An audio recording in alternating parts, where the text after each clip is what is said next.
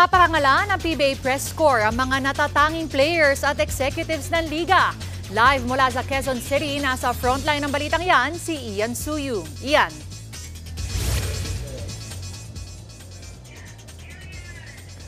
Denise, ilang sandali na nga lang ay bibigyang parangal na ang mga top cagers dito sa PBA Press Corps Awards Night sa Quezon City. Parte pa rin ito ng selebrasyon ng Golden Anniversary o 50th year ng pinakamatandang professional basketball league sa buong Asia.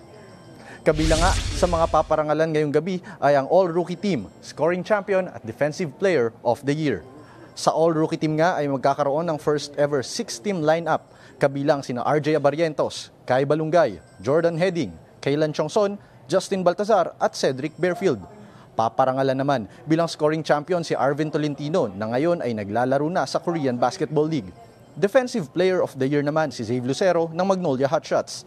Samantala, itatanghal ulit bilang Coach of the Year si TNT mentor Chot Reyes. Record-breaking ito para kay Reyes dahil ito na ang ikapitong beses niyang nasungkit ang Coach of the Year award. Bibigyang parangal din si TV5 Chairman at TNT Tropang 5G owner Manny V. Pangilinan bilang Executive of the Year. Matatandaang naging makasaysayan ang kampanya ng TNT matapos ang back-to-back championships at near Grand Slam campaign noong nakaraang season. Wagi rin si TNT bigman Brandon Ganuelas-Rosser bilang Comeback Player of the Year. Habang Best Game of the Year naman ang Game 7 Finals ng nakaraang Commissioner's Cup sa pagitan ng Barangay Ginebra at TNT Tropang 5G.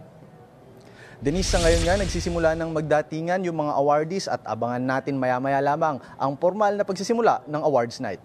Yan muna ang latest mula dito sa Quezon City. Denise? Maraming salamat, Ian Suyu. Mga kapatid, Cheryl Hosing po. Maging maalam at may pakialam sa mga napapanahong issue at headlines.